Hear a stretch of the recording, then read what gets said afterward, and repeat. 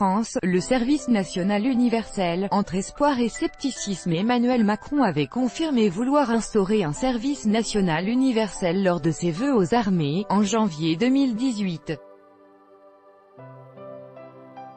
Anne-Christine Poujoula, AFP. Promesse de campagne d'Emmanuel Macron, le service national universel, SNU, a été présenté dans ses grandes lignes en Conseil des ministres.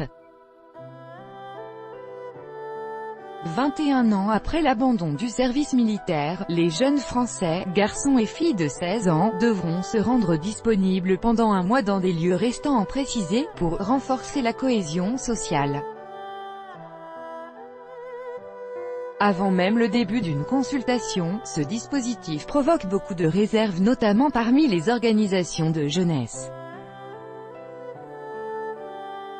Un projet de société pour favoriser l'engagement de chaque jeune dans la vie de la nation, renforcer la cohésion sociale et dynamiser le creuset républicain. Ainsi ont été présentés ce mercredi 27 juin en Conseil des ministres à l'Élysée les grands principes du service national universel, qui doit être déployé dès 2019.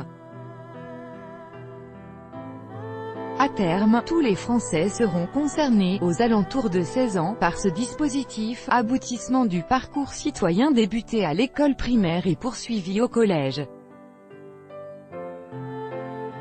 Il y aura d'abord une phase de cohésion, obligatoire d'une durée d'un mois maximum, comprenant une phase d'intégration de 15 jours en hébergement collectif qui permettra le brassage social, suivi d'un temps d'engagement de 15 jours, plus personnalisé, en petits groupes, pas nécessairement en internat.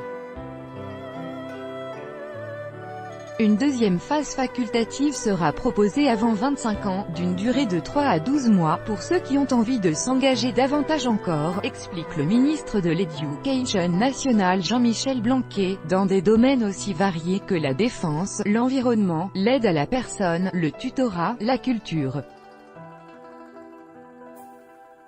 Fausse bonne idée, mais avant toute expérimentation, une vaste consultation sera menée jusqu'à fin octobre sur Internet et sur le terrain.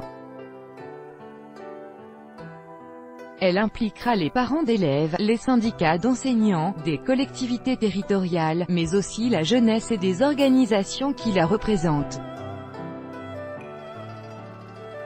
Le fait qu'une concertation soit annoncée, c'est une bonne chose, explique Baptiste Thévelin, vice-président d'AnimaFac, réseau national des associations étudiantes, qui a été auditionné par le groupe de travail mandaté par l'Élysée. Mais nous restons fondamentalement opposés à l'obligation qui est faite aux jeunes. C'est une fausse bonne idée. Il y a déjà un cadre pour la découverte de l'engagement et de la mixité sociale qui est l'école et qui devrait être renforcé. Il y a aussi un risque de dénaturer les dispositifs existants comme le bénévolat ou le service civique et qui nécessiterait d'être encouragé.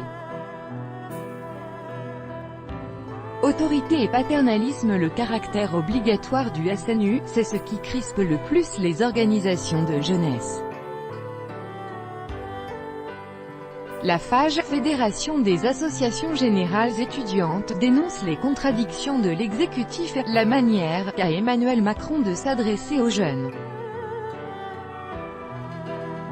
Le président de la République fait toujours preuve d'autorité ou de paternalisme, affirme son président Jimmy Losfeld, évoquant la séquence où le chef de l'État a un peu humilié ce pauvre jeune qui a osé l'appeler Manu.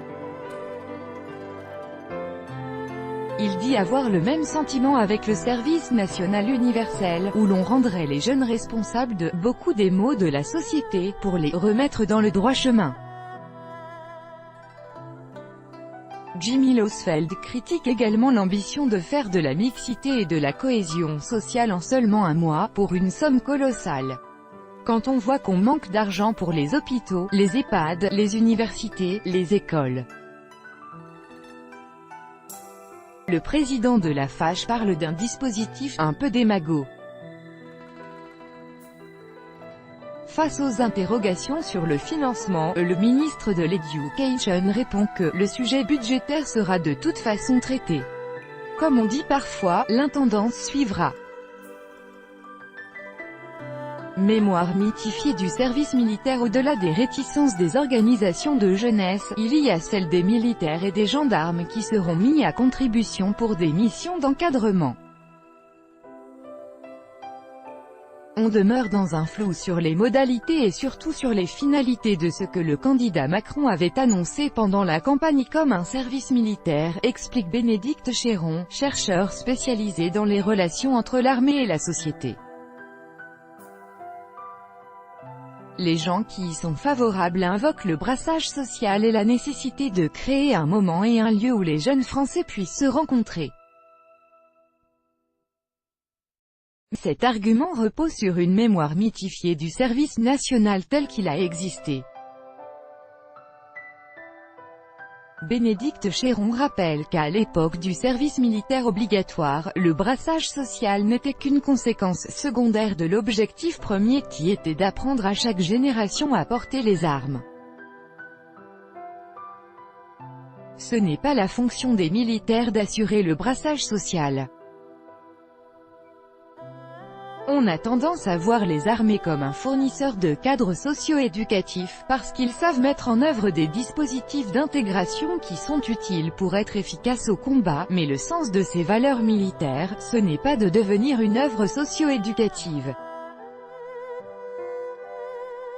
Consolation pour le monde militaire, les jeunes seront encouragés à poursuivre une période d'engagement liée à la défense et la sécurité, engagement volontaire dans les armées, la police, la gendarmerie, les pompiers, la sécurité civile.